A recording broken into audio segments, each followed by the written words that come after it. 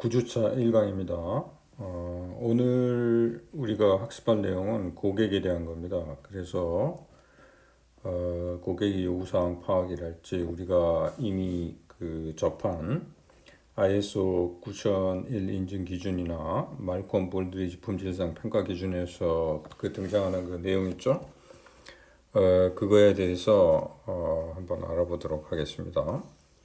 ISO 9001 인증에 보면 고객 중심이라는 얘기가 나옵니다. 결국은 그러니까 제품이나 서비스를 제공할 때 고객 만족을 시키기 위해서는 고객이 원하는 것, 즉 고객의 요구 사항을 제품이나 서비스에 반영해야 되는 건 이제 당연한 얘기죠. 그래서 이거를 고객의 요구사항을 이제 결국은 이제 파악을 잘 해야 되는데, 그에 앞서서 고객에 대해서 잘 알아야만 고객의 요구사항을 제대로 파악을 해서 제품이나 서비스에 반영할 수 있다고 할 수 있겠습니다. 그래서 여기 이제 등장하는 그 용어가 하나 있는데요. IS 9001 인증 기준하고 말콤 볼드리지 품질상 평가 기준을 보면 VOC라는 용어가 나옵니다. 그게 이제 Voice of Customer죠. 그게 결국 고객의 요구사항이에요.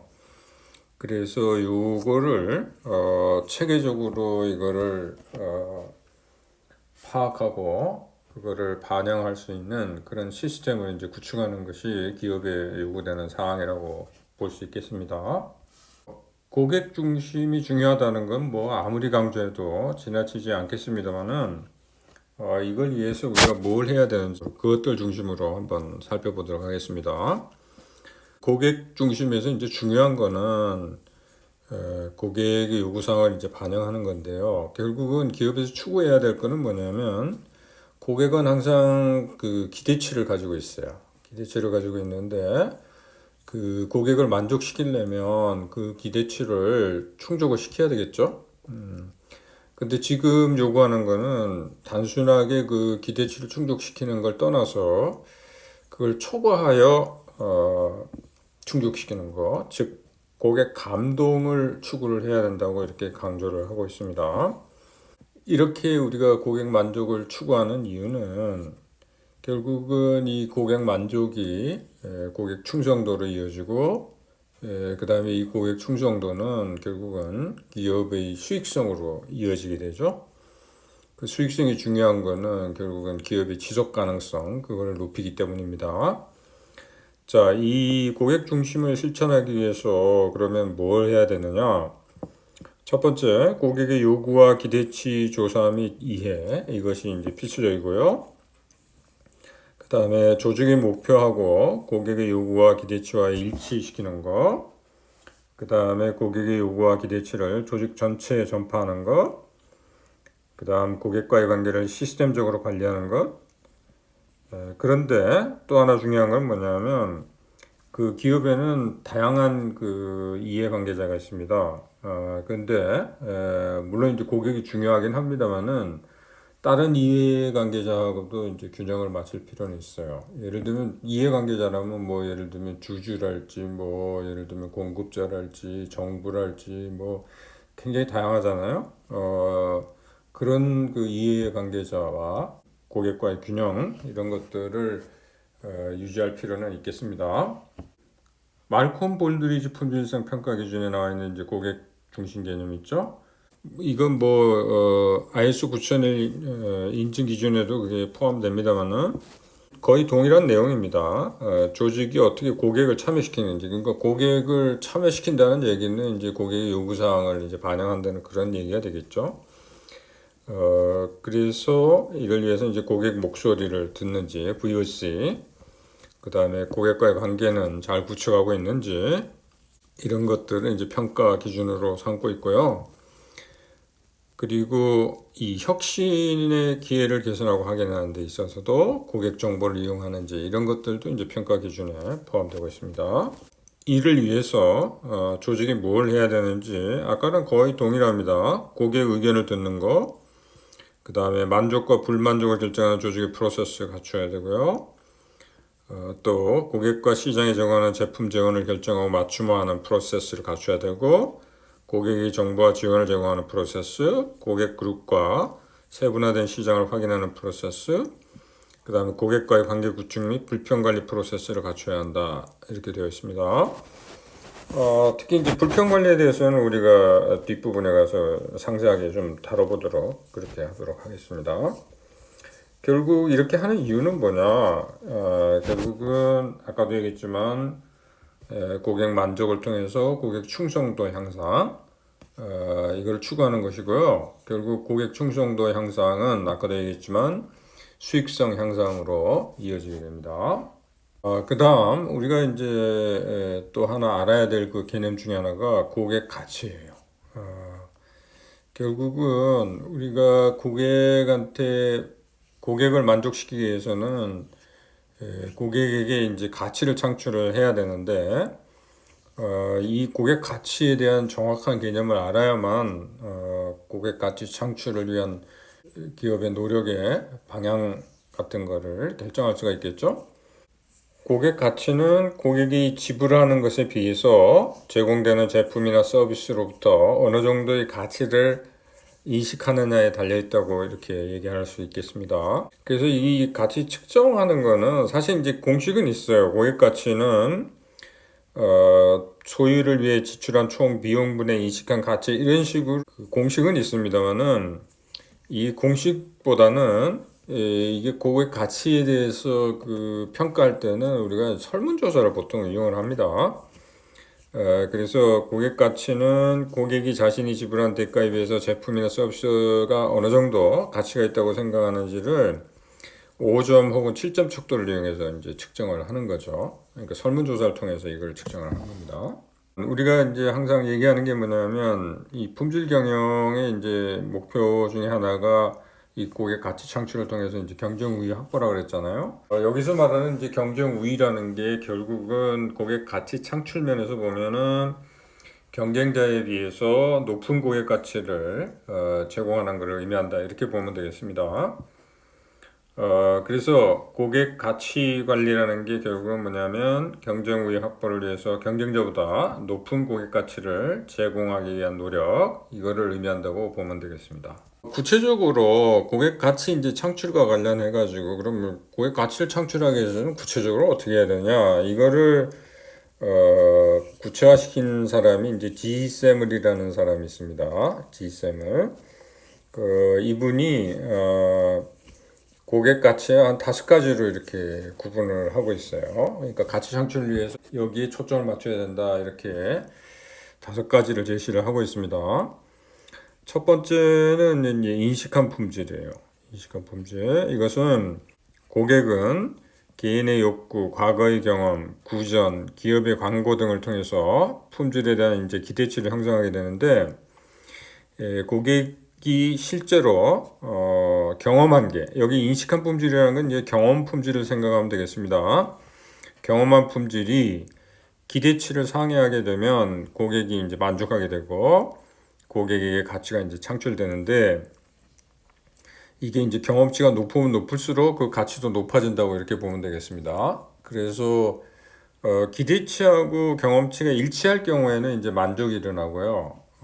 기대치보다 경험치가 높을 경우에는 이제 감동이 일어난다고 이렇게 보통 얘기들 하죠.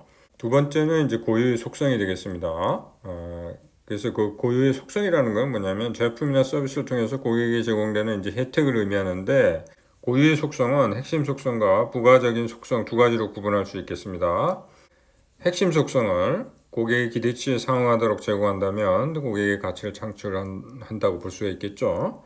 그런데 이 이제 경쟁이 너무 치열하다 보면 핵심 속성만 제공하는 걸로 이제 충분하지 않은 경우가 있다는 거죠. 그럴 때는 다양한 부가적인 속성을 제공해서 더 많은 가치를 창출하게 되고 경쟁력을 높일 수 있다고 볼 수 있겠습니다. 그러니까 고유의 속성이라는 건 뭐 예를 들면 항공사를 한번 생각해 보면 그 사람을 특정 지역에서 목적지까지 안전하게 이제 수송하는 게 이제 고유 속성 중에서 이제 핵심 속성이겠죠. 항공기의 경우. 부가적인 속성이라면 뭐 그 이동하는 동안 뭐 기내에서 제공하는 서비스랄지 이런 것들이 이제 부가적인 속성이 되겠죠. 세 번째 비고유의 속성이 있습니다. 이것은 제품이나 서비스의 브랜드 및 제공자의 명성이나 이미지와 같이 정신적인 혜택 이런 것들이 이제 비고유의 속성에 포함된다고 보면 되겠습니다. 이 비고유의 속성은 고유의 속성이 창출하는 가치에 추가적으로 고객의 가치를 창출하는 역할을 한다고 보면 되겠고요. 그 다음에 네 번째가 이제 금전적인 가격입니다. 우리가 얘기하는 그 가격 있죠? 그 금전적인 가격이라는 것은 뭐냐면 결국은 고객이 제품이나 서비스를 얻기 위해서 지출하는 이제 비용을 의미하겠죠. 그런데 그 금전적인 가격에는 물론 이제 그 제품이나 서비스 그 자체의 가격도 포함되지만 그 제품이나 서비스를 제공받기 위해서 고객이 지출하는 교통비, 조사비 이런 것들 비용도 모두 포함되는 개념이라고 봐야 되겠습니다. 그래서 제품이나 서비스 제공자 입장에서는 다른 것을 희생하지 않고 가격을 낮춰가지고 고객의 가치를 창출할 수가 있겠습니다. 이제 마지막으로 이제 비금전적인 이제 가격이 있겠죠. 비금전적인 가격은 금전적인 것을 제외하고 제품이나 서비스를 제공받기 위해 희생한 것을 의미하는데 예를 들면 제품이나 서비스를 제공받기 위해서 기다리는 시간 혹은 스트레스, 불편함 이런 것들이 이제 여기에 포함이 되겠습니다. 그러면 제품이나 서비스 제공자 입장에서는 이러한 비금전적인 가격 낮춰서 고객의 가치를 창출할 수 있겠습니다. 지금까지 우리가 여러 가지 그 용어들을 얘기를 했는데 이 용어들이 굉장히 좀 혼란스럽습니다. 그러니까 고객 만족, 고객 충성도, 고객 가치, 뭐 고객 관계 관리 이런 것들을 우리가 얘기를 했는데 이 좀 분명히 이걸 좀 구분할 필요가 있다고 생각돼서 여러분들한테 그 차이점을 좀 설명을 드리려고 해요. 우선 고객 만족이라는 거는 기업이 이제 제공하는 제품이나 서비스에 대한 고객의 평가이고요. 이게 결국은 고객이 받을 가치가 있는 것을 받는다고 느끼는지에 대한 평가. 이것이 이제 고객 만족이라고 보면 되겠습니다. 근데 이제 문제는 뭐냐면 고객 만족에 대한 평가가 좋다고 해서 이게 이제 구매로 이어지는 것은 아니라는 겁니다. 실제로 이게 이제 과거에 이렇게 조사를 한 게 있어요. 연구를 한 게 있는데 실제 고객 만족이 높았는데도 불구하고 수익성이 그렇게 높지 않았다는 뭐 그런 연구 결과도 있습니다. 근데 이런 고객 만족에 대한 조사가 중요한 거는 뭐냐면 이거는 기업이 제공하는 가치에 대한 고객의 인지도에 부정적인 영향을 미치는 프로세스를 개선하는 방법을 결정하는 데 이제 중요한 역할을 하기 때문에 고객 만족도 조사가 유용하게 이용될 수 있습니다. 그러면 고객 충성도는 뭐냐? 이거는 이렇게 보면 되겠습니다. 고객 만족의 뒷면이라고 생각하면 되겠습니다. 그래서 고객 충성도는 기업이 고객 만족을 제공하는 대신 얻는 것으로 생각할 수 있겠습니다. 결국 이제 고객 충성도는 재구매로 이어지게 하고요. 그리고 다른 사람한테 이제 긍정적인 경험을 전파한다고 이렇게 생각할 수 있겠는데, 일반적으로 여러분들 마케팅에서 이제 고객 충성도 측정할 때요, 보통 이제 세 가지로 측정을 하죠. 하나는 계속 이제 고객으로 남을지 여부. 두 번째는 남에게 자신이 이제 이용하고 있는 제품이나 서비스를 이제 추천할지 여부. 세 번째는 재구매 여부. 이 세 가지를 이제 측정을 한다고 보통 얘기를 합니다. 자, 일반적으로 고객 만족도가 높으면 이제 고객 충성도도 높아진다고 보면 되고요.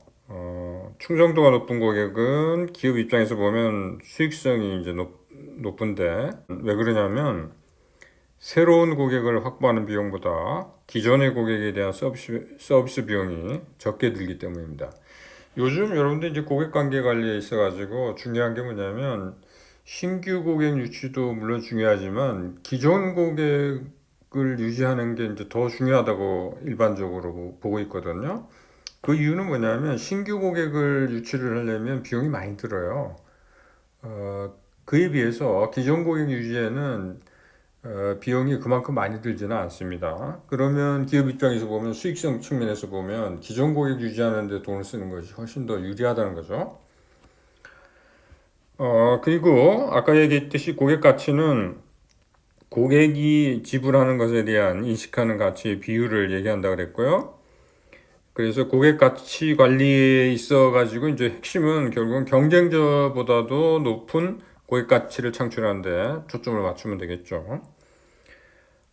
그리고 이제 고객 관계 관리가 뭐냐. 이거 이제 우리가 조금 뒷부분에 가서 좀 세부적으로 다루겠습니다만, 일단 고객 관계 관리는 고객에 대한 정보를 이용해서 고객별 맞춤 서비스를 제공한다.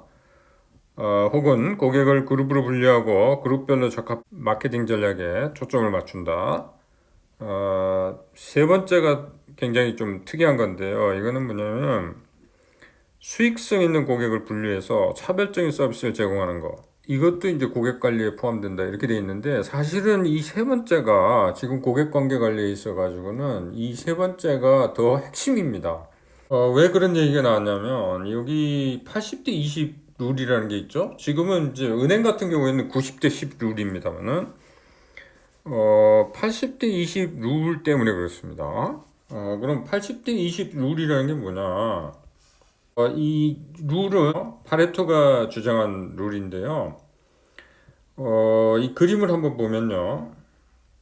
이렇게 되어 있습니다. 이 X축이 이제 고객 혹은 제품이고요. 그 다음에 Y축이 매출 혹은 수익이라고 보면 되겠습니다.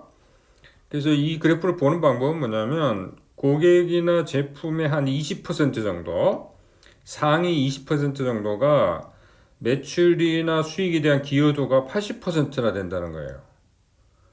그 다음에 나머지 50%는 한 매출이나 수익의 한 15% 정도를 기여를 하고, 나머지 30%가 매출이나 수익의 한 5% 정도 기여를 한다는 겁니다.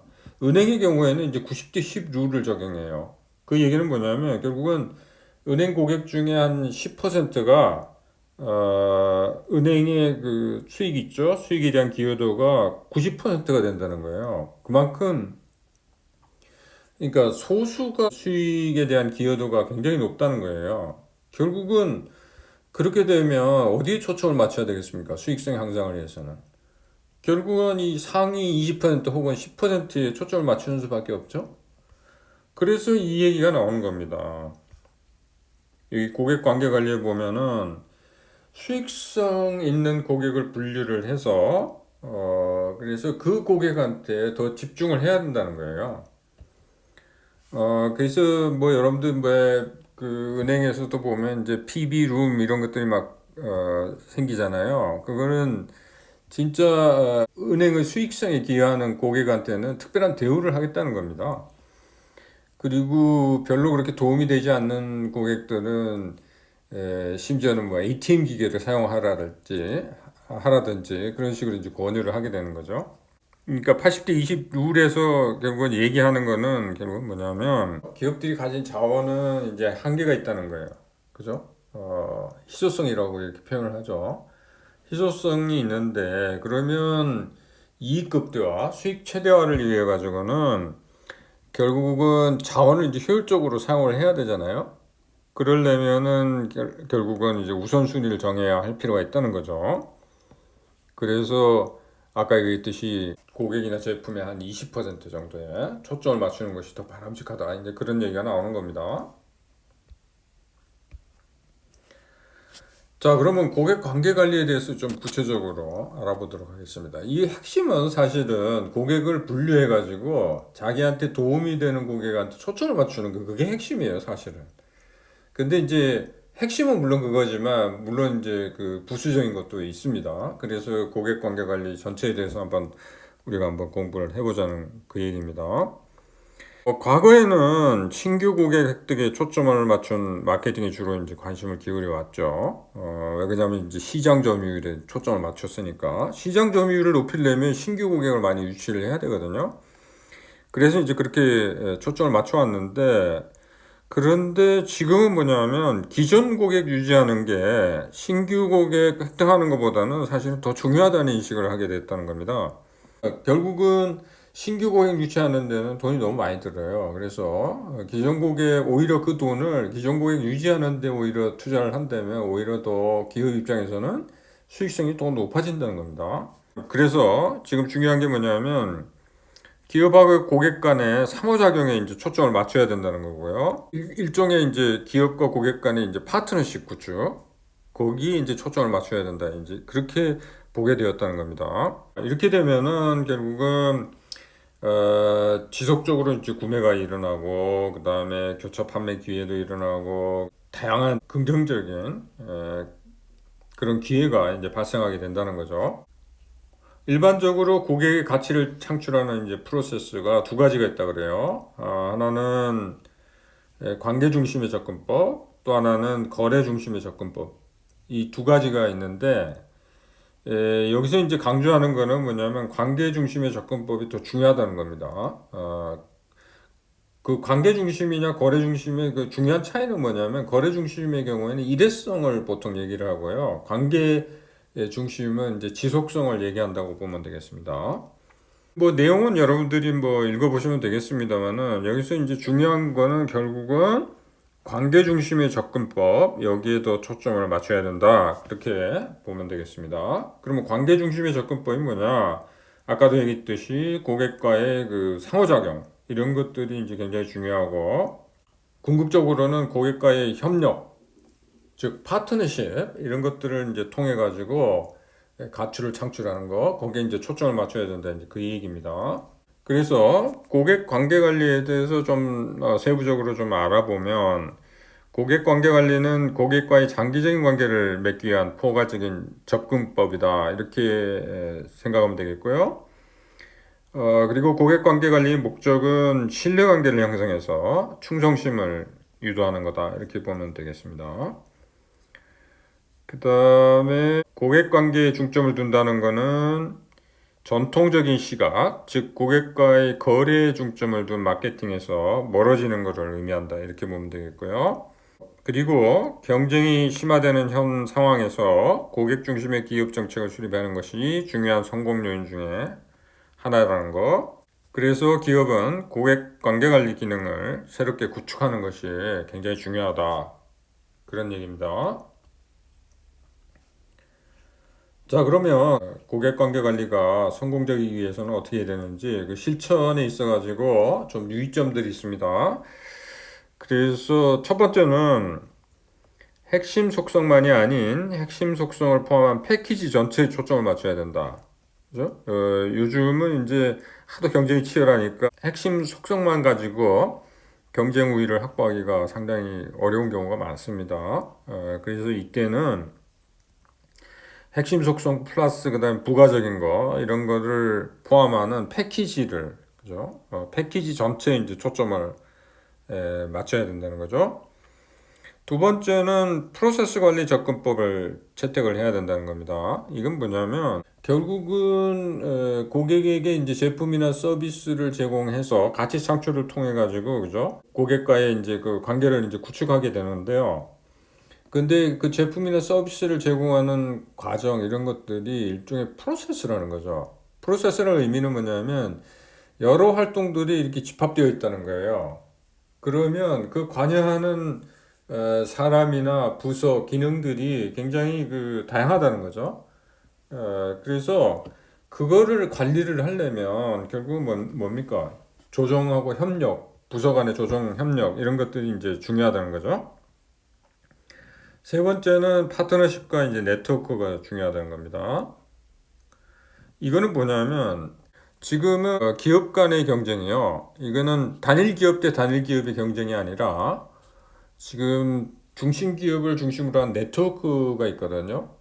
네트워크 대 네트워크의 경쟁입니다. 그러니까 예를 들면 자동차 회사 한번 생각해 보시면 뭐 현대자동차랑 르노 삼성 이렇게 두 기업을 한번 비교해 보면 경쟁이 단순하게 현대하고 르노 삼성의 경쟁이 아니라 현대를 중심으로 한 네트워크, 뭐 협력업체를 포함하는 그 다음에 뭐 판매 이런 것까지 다 아우르는 그런 네트워크 대 르노 삼성을 중심으로 한 그 네트워크의 경쟁이거든요. 그러려면 결국은 그 경쟁 우위를 확보하려면 결국은 그 네트워크 자체가 경쟁력을 가져야 돼요. 그러려면은 그 공급사들에 포함되는 그 개체들 간의 파트너십 구축 이런 것들이 이제 중요하다는 거죠.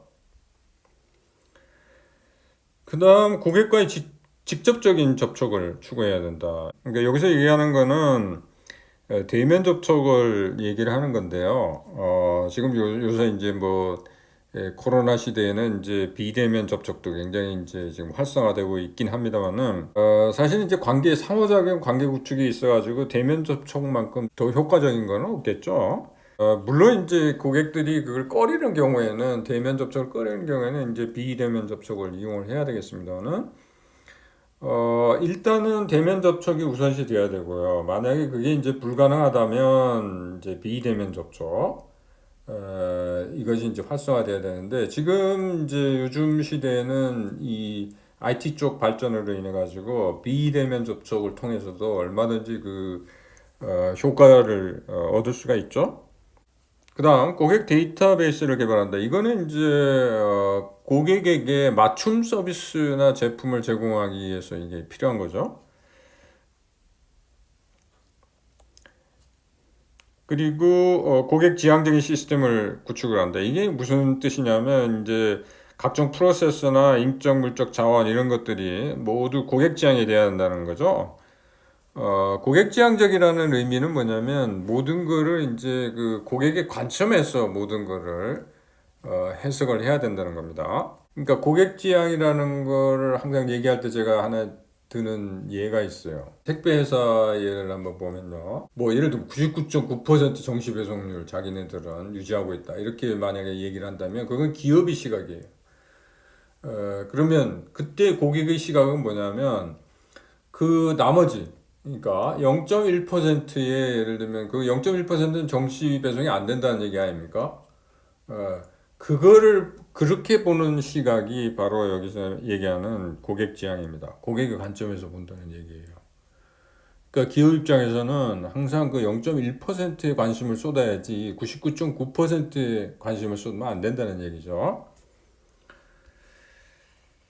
자, 그러면 고객 관계 관리가 이제 아까 뭐 얘기했듯이 고객을 구분을 해가지고 자기한테 도움이 되는 고객에 초점을 맞춘다 이제 그 얘기를 했는데 그거 말고도 물론 이제 그게 핵심은 그겁니다만은 일반적으로 얘기하는 이제 고객 관계 관리를 한번 살펴보면요 굉장히 다양한 것이 포함되고 있습니다. 첫 번째는 신규 고객 관리입니다. 이것은 이제 신규 고객 유치와 관련된 겁니다. 여기서 이제 중요한 거는 뭐냐면, 사실 이제 신규 고객이 되면 그 사람들이 그 확신을 가지기를 원하거든요. 자기가 이제 선택이 잘 되었는지, 거기에 대한 이제 확신을 가지기를 원합니다. 그래서 신규 고객의 경우에는 그 선택이 올바른 결정임을 확신을 시켜줄 필요가 있어요. 그것과 관련된 게 이제 신규 고객 관리가 되겠고요.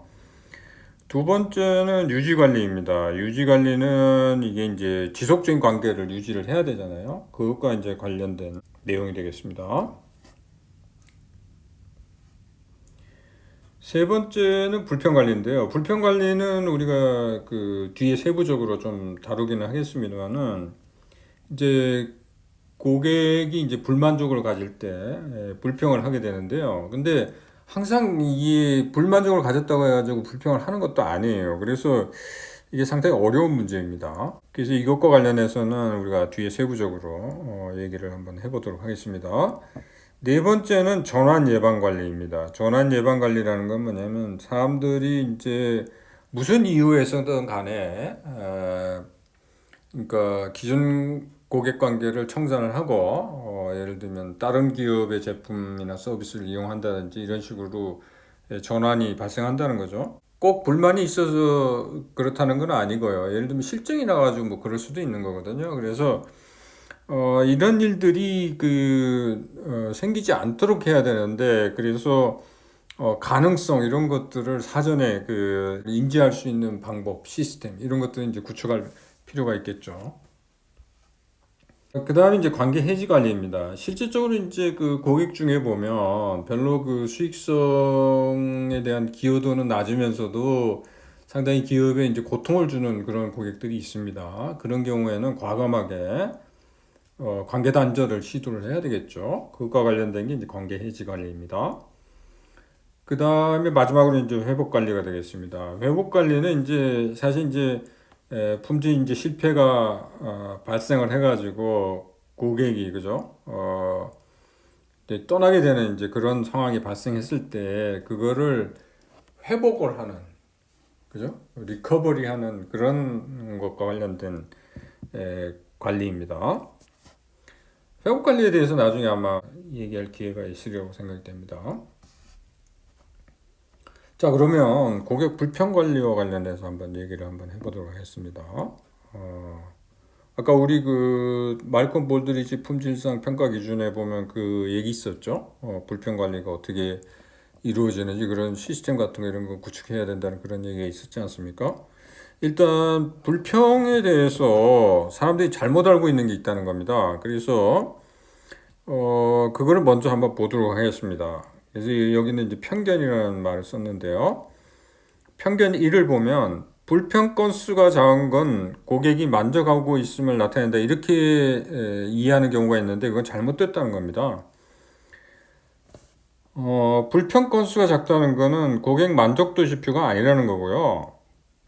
왜 그러냐면 불만족한 고객의 대부분은 불평을 하지 않기 때문입니다. 그리고 장벽이 높아서 불평을 할 수 없는 경우도 있고요. 불평을 했더라도 종업원선에서 해결되는 경우에는 거의 기록에 남지 않는 경우도 있다는 겁니다. 그래서 불평 건수가 작다고 해가지고 그게 고객을 만족시키고 있다 이렇게 생각하는 건 잘못됐다 이제 그 얘기고요. 두 번째는 불평 건수 최소화해야 된다 이렇게 생각하는 경향이 있는데 그거 잘못됐다는 거예요. 물론 이제 불만족한 고객의 경우에는 그걸 최소화해야 되는데 불만족한 고객 중에서 불평을 하는 고객의 비율은 최대화하는 게 오히려 맞다는 거예요. 그 이유는 다음에 나오겠습니다만은 불평을 하는 고객의 경우에는 아직도 그 기업에 대한 이제 관심을 가지고 있다는 것을 표시합니다.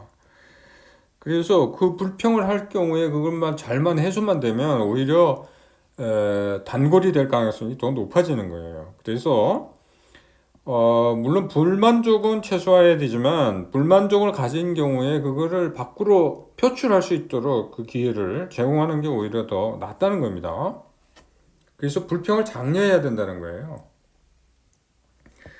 세 번째, 불평하는 고객은 기업의 적이다 이렇게 생각하는 경향이 있는데 그렇게 하면 안 된다는 겁니다. 말씀드렸다시피 불평을 하는 고객은 사실 관심이 있는 고객이에요. 기업에. 그래서 파트너로 생각하는 게 오히려 맞다는 겁니다. 왜 그러냐면 이 사람들은 기업이 개선할 수 있는 기회를 제공하죠. 왜 그러냐면 정보를 제공하기 때문에 그렇게 봐야 된다는 거고 네 번째는 불평을 하는 고객의 대부분은 불평가다 이렇게 생각하는 경향이 있는데 그거는 잘못됐다는 거예요.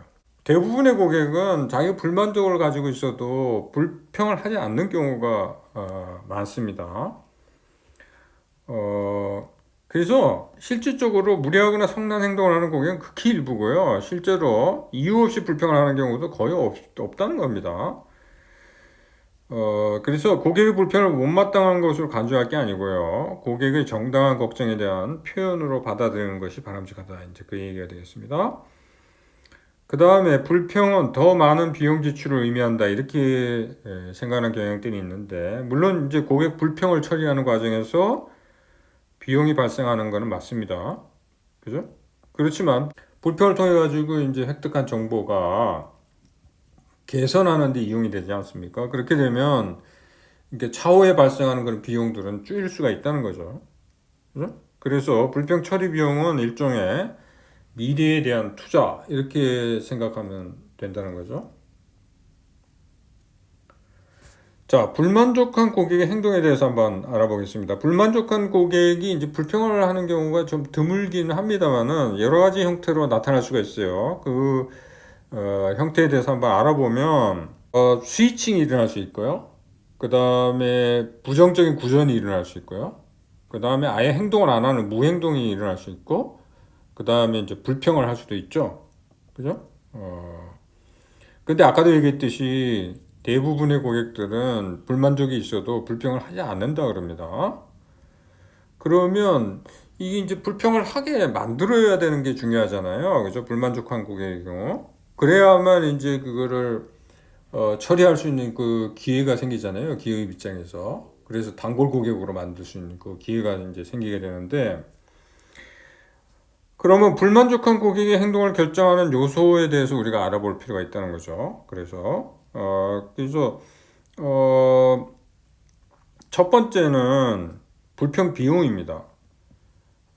고객들은 불평 비용과 불평을 함으로써 얻는 혜택을 비교 분석해서 의사결정을 한다는 거예요.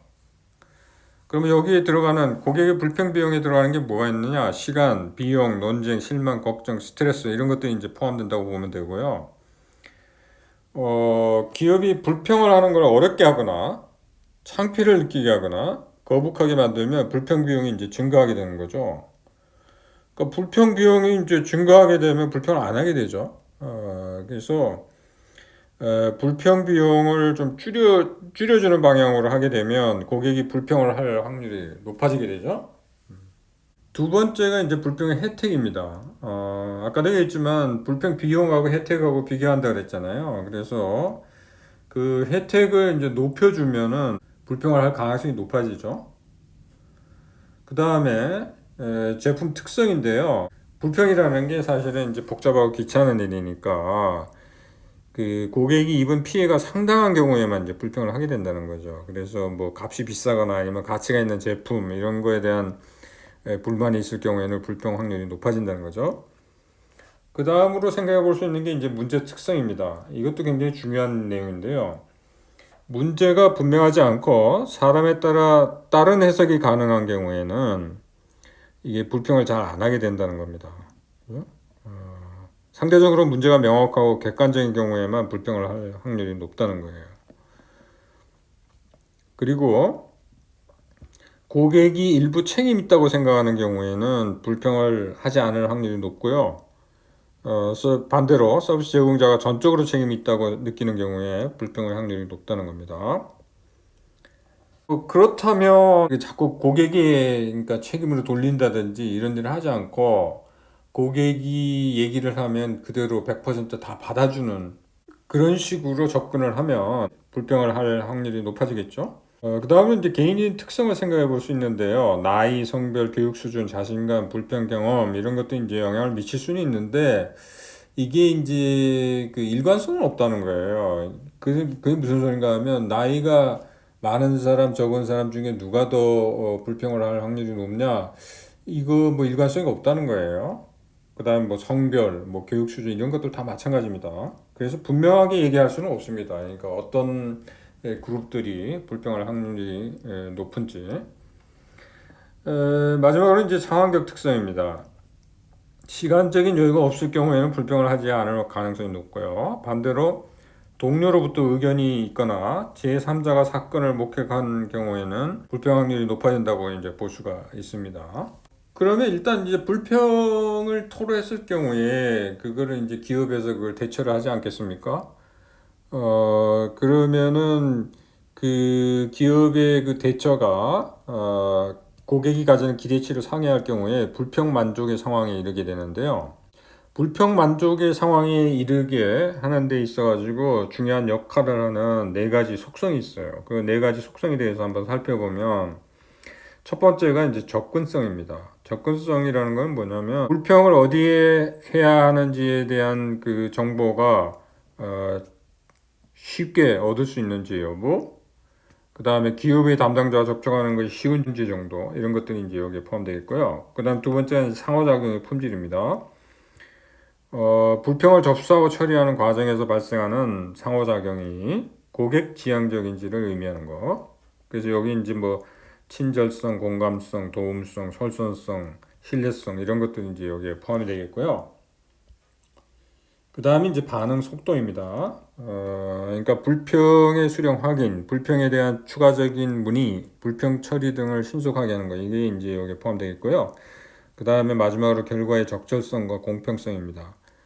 결국 여기서 얘기하는 거는 이제 불평이 있을 경우에는 불평 만족의 상황으로 이끌어야 되는데, 만약에 그렇지 못할 경우에는 이 고객이 다른 고객에게 미치는 영향이 커요. 그래서 될 수 있으면은 하여튼 잘 대처를 해서 불평 만족의 상황으로 이끄는 것이 이제 중요하다는 그 얘기입니다. 여기 우리가 얘기한 구전 효과 있잖아요. 구전 효과는 과거의 그 얘기지. 지금도 이제 구전 효과 있긴 있습니다만은 지금은 그 영향이요. 구전 효과 이상입니다. 그래서 여러분들 아시다시피 요새는 이제 게시판 같은 데 올리잖아요. 그죠? 그러면은 그 영향력은요, 옛날에 그 말로 전하는 그 구전 효과에 비하면 어마어마합니다. 그래서 불평을 토로하는 고객의 경우에는 불평 만족의 상태로 반드시 이끌도록 노력을 해야 된다는 겁니다. 기본적으로 이제 불평 관리와 관련해서 기업들이 좀 유의를 해야 되는 점에 대해서 몇 가지 말씀드리겠습니다. 일단 고객들은 공평성을 기대한다는 거예요. 그래서 공평하지 않다고 생각하면 이제 배신감을 느끼게 된다는 거고요. 그리고 불평 관리를 위해 갖고 중요한 거는 뭐냐면 기업이나 조직의 관점과는 관계없이 세상에 대한 고객의 시각이 정확하고 그들의 관점에서 그것이 적절하다는 것을 이해하는 것이고요. 사실 이제 고객은 실수도 하고 그 다음에 실수를 저지른 것도 안다는 겁니다. 그런데 그런 경우에도 그 실수가 자신들의 잘못으로 인해서 발생했든지 혹은 기업에 의해서 발생했든지 간에 그거랑 관계없이 실수가 발견된 이후에 어떻게 처리되어야 하는지에 대한 자신들의 시각, 그것이 항상 올바르다고 생각한다는 거예요. 그래서 그런 시각에 대해서 누가 이제 도전을 하게 되면, 그죠? 그 도전에 대해서 상당한 이제 반감을 가지게 되는 거죠. 그래서 이 기업 입장에서는 보면 그 옳고 그름의 문제를 이제 떠나가지고요. 항상 고객의 시각에 귀를 기울이고 이해하고 그 다음에 존중해야 된다는 겁니다. 그러면 오늘은 여기까지 하도록 하겠습니다.